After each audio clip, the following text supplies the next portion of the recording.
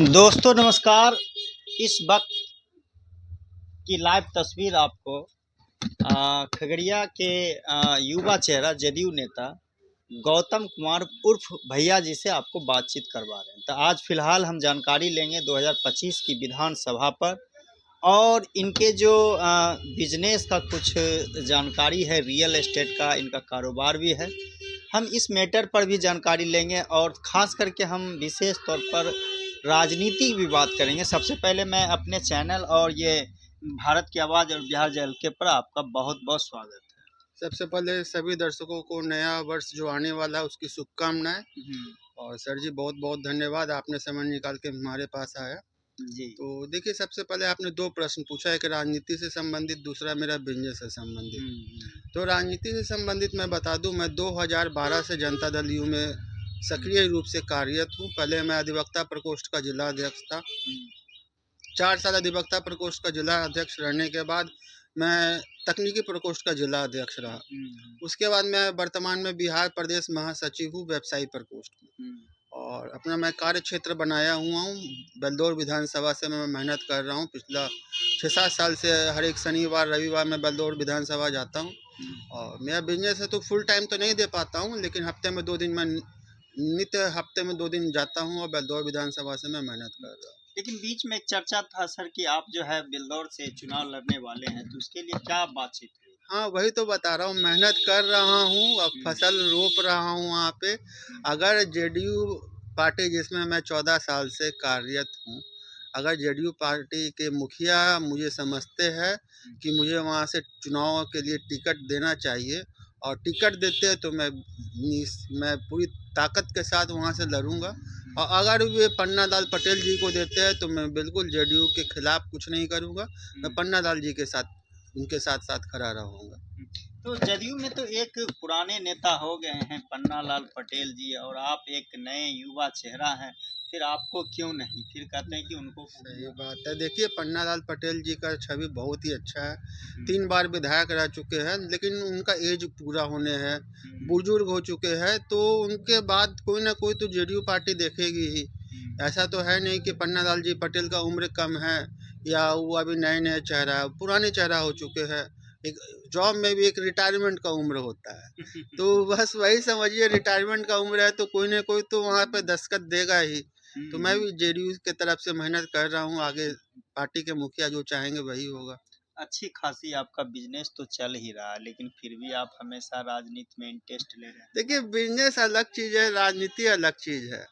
Business से ठीक है, आपका जो लाइफ स्टाइल है, आप लाइफ स्टाइल मेंटेन करिएगा, लेकिन राजनीति में मेरा शौक बहुत पुराना शौक है, क्योंकि राजनीति के माध्यम से आप समाज सेवा कर सकते हैं। समाज में दले कुचले लोगों को आप आगे बढ़ा सकते हैं, उनके समस्याओं का समाधान कर सकते हैं।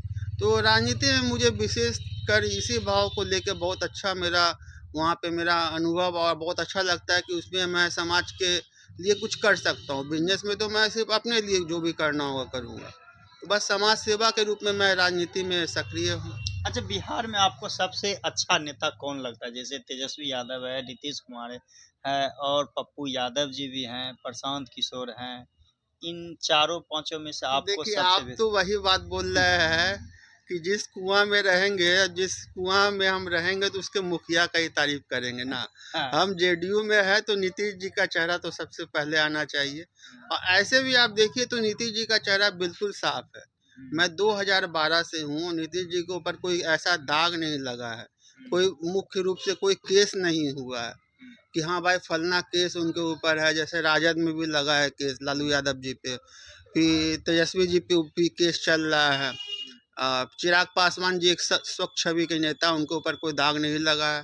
प्रशांत किशोर जी तो अभी नए नए चेहरा है तो उसमें अभी समय लगेगा, लेकिन मुख्य रूप से मैं जेडीयू में भी हूँ और इस नाते भी और दूसरे नाते से भी, क्योंकि जेडीयू में उनके नीतीश जी के चेहरा पे अभी कोई दाग नहीं लगा है, कोई बड़ा मुद्दा में भी फंसे नहीं है। आप तो बोल रहे हैं कि जो है क्या कहते हैं, चिराग पासवान जी साफ छवि के हैं, बिल्कुल। लेकिन वो ऐसा उन पे आरोप लग रहा है कि वो अपने बाप का सिर्फ क्रेडिट ले रहे हैं, देखिए, लेकिन जो होना चाहिए ज़मीन पे काम पिता के लिए, परिवार के लिए, वो उस चीज़ में पीछे हैं। देखिए, चिराग पासवान जी का जो उम्र है वो अपनी उम्र से बहुत बेहतर काम कर रहे हैं। अगर आप इसी में तुलना करते हैं कि राहुल गांधी जी, तो उनका उम्र जो है चिराग पासवान से जिससे 8 से 10 साल ज़्यादा है, लेकिन उनमें परिपक्वता नहीं है। वो उस छवि को कायम नहीं कर पाए कांग्रेस को कि आगे ले जाए। लेकिन आपको चिराग पासवान जी अपने उम्र से बहुत बेहतर काम कर रहे हैं। हाँ, पिताजी का संपत्ति वो तो सब जगह होता है। अगर आप पिताजी का बिजनेस देखिएगा तो बेटा संभालता है। राजनीति में भी बिजनेस नहीं होता है, समाज सेवा होता है। राजनीति में अगर वो पिताजी का समाज सेवा जो कर रहे हैं उसको आगे लेके चल रहे हैं तो बहुत अच्छी बात है, उसको बहुत सफलता से चल रहे हैं, क्योंकि वे केंद्रीय मंत्री बने हैं। तो इसके पीछे तो उनका रिजल्ट है, आदमी रिजल्ट देखता है, तो रिजल्ट बहुत अच्छा है उनका। लेकिन एक सवाल उठ रहा लगातार, जब से स्थापना दिवस 28 नवंबर को चिराग पासवान जी का मनाया गया, तो वो पटना में मनाए और पशुपति पारस जी गृह स्थान शहरबन्नी में मनाए। तो इस चीज़ को लेकर जो काफ़ी जो पासवान समाज हैं, जो चिराग पासवान के फैंस हैं, इसमें कहीं न कहीं संकोच नज़र आ रहा है कि आखिर वो अपने पिताजी के गृह स्थान पे क्यों नहीं आए, जन्म स्थान पे क्यों। देखिए, वो अभी केंद्रीय मंत्री है, केंद्रीय मंत्री के ऊपर बहुत ज़्यादा दबाव रहता है। उनका आज ड्यूटी या आज कोई कार्य है जो खगड़िया में है, कल फिर 12 बजे के 12 घंटे के बाद पटना जाना है, फिर 2 घंटा के बाद दिल्ली जाना है। तो उनके साथ ये संभव नहीं है कि एक जगह रह के, या कोई छोटे मोटे, ऐसा तो है नहीं कि नया पार्टी है लोजपा कि आज खगड़िया में रहेंगे, एक हफ्ता खगड़िया में ही रहेंगे। तो इन पे ज़्यादा विचार नहीं करना चाहिए, क्योंकि उनका टाइम शेड्यूल जो होता है बहुत हेजिटेटेड रहता है, बहुत अस्त व्यस्त रहता है। तो नहीं आ पाए, उसके पीछे जरूर कुछ कारण होगा, क्योंकि उनके पिताजी का है। तो पिता और पुत्र का जो होता है संबंध बहुत अच्छा माना जाता है। तो इसमें दाग नहीं, इसमें उंगली नहीं उठाना चाहिए कि क्यों नहीं आए, क्योंकि भाई कुछ मजबूरी हुआ होगा, स्वाभाविक सा बात है। मजबूरी हुआ। बिल्कुल बिल्कुल।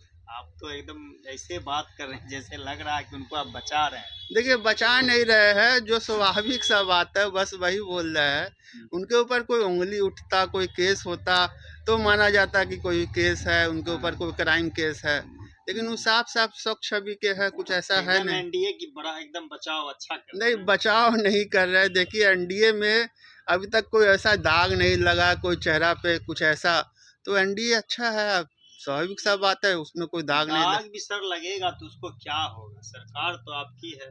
देखिए, सरकार है, सही बात है, दाग लगता है तो दाग साफ भी होता है। तो सर, जिस तरीके से अभी आपने बताया राजू रैन जी को कि चिराग पासवान जी को लेकर के, बिल्कुल। तो वहीं जिस तरीके से हम लोगों को एक चीज़ और आपके बारे में सुनने के लिए मिलता है कि वैश्य समाज को लेकर के जो है आप सक्रिय रहते हैं और काफ़ी कुछ काम भी करते हैं, और उसमें जो सुनने में आया आप लोग एनजीओ भी चलाते हैं, फाउंडर भी है किसी चीज़ के, तो उसका ज़रा खुलासा करेंगे। जी सर जी, नमस्कार आपका सबसे पहले। और देखिए, वैश्य समाज के विषय में बताऊंगा, शुरू से आपको विस्तार से बताता हूं कि हमारे समाज को 4 वर्ग में बांटा गया है। सबसे पहले वैश्य है, फिर शूद्र है, फिर क्षत्रिय है, फिर ब्राह्मण है। तो वैश्य समाज में कुल मिलाकर 56 जाति आती है, जैसे सुनार हुआ, अग्रवाल हुआ, मारवाड़ी हुआ, तेली हुआ। तो हम आपको वैश्य समाज को लेकर एक संगठन चला रहे हैं जो पिछले 2017 से सक्रिय है, जो कि बिहार के 9 राज्य में पूर्ण रूप से काम कर रही है। जो कि आपको बिहार में खगड़िया हुआ, मुंगेर हुआ, बेगूसराय हुआ, भागलपुर हुआ, मुजफ्फरपुर हुआ, वैशाली और पटना हुआ। 9 जिला में हम सक्रिय रूप से इसको कार्य कर रहे हैं, 9 जिला में मेहनत कर रहे हैं। उसके अलावे आपको बिहार के अलावे झारखंड, उत्तर प्रदेश, छत्तीसगढ़, दिल्ली, 6 राज्य में भी काम कर रहे हैं। तो कुल मिलाकर अभी हमारे साथ 6000 से 7000 सक्रिय कार्यकर्ता हमसे जुड़ चुके हैं। अच्छा, मुख्य रूप से उसके अंदर क्या कुछ ऐसा देखा जाता है? देखिए, वैश्य समाज को लेकर संगठन तो बहुत सारा है बिहार में, कम से कम 10 से 20 होगा, लेकिन हम उसमें मुख्य रूप से 2 चीज़ कर रहे हैं, क्योंकि हम अधिवक्ता है। एक बात करो, हम अधिवक्ता है, तो उसमें हम सब, आपका पूरा टीम जो है मेरा अधिवक्ता का, उसको वो आपको मुख्य रूप से मुफ्त कानूनी सहायता और मुफ्त चिकित्सा सहायता प्रदान करती है। जैसे मुफ्त कानूनी सहायता में हुआ, अगर कोई वैश्य समाज के लोग हैं और वो प्रताड़ित हो रहे हैं, गरीब तबके की है, तो उनको हम मुख्य रूप से कानूनी सहायता प्रदान करते हैं। किसी तरीके का अगर उनको कानूनी सलाह चाहिए तो ये प्रदान करते हैं। और मुफ्त चिकित्सा सहायता भी बहुत सारे डॉक्टर हैं जो मुफ्त में देते हैं, तो वो 2 चीज़ हम सब प्रदान कर रहे हैं। ऐसा तो नहीं है कि 2025 के विधानसभा के चुनाव को लेकर के आप लोगों का कुछ इस तरीके का मुहिम चल रहा हो? नहीं, देखिए, चुनाव अलग चीज़ है। हम आपको बताते हैं, हम 2012 से राजनीति में हैं और चुनाव मेरे लिए सेकेंडरी मायने रखता है। हम आपको बिज़नेस भी कर रहे हैं, भगवान से की दुआ से बिज़नेस भी अच्छा चलता है। तो चुनाव का मुख्य मुद्दा मेरा चुनाव नहीं है, मुख्य मुद्दा मेरा समाज सेवा है। तो समाज सेवा को लेकर हम सब कर रहे हैं, वैश्य समाज को लेके। अगर चुनाव में मौका मिलता है, भगवान साथ देते हैं, पार्टी टिकट देती है तो जीते तो अति उत्तम, नहीं जीतते भी नहीं है तो समाज सेवा मेरा हमेशा चलता रहेगा। अच्छा, जिस तरीके से देखा जा रहा है आपको तो यहाँ खगड़िया में सोने की दुकान है और सोना का दुकान चला रहे हैं, बिज़नेस भी कर रहे हैं। बिज़नेस को लेकर के कुछ बताएँगे? देखिए, बिजनेस को लेके यही बताऊंगा कि मेरा सबसे पहले 40-42 साल का पुराना फर्म है जेवर का।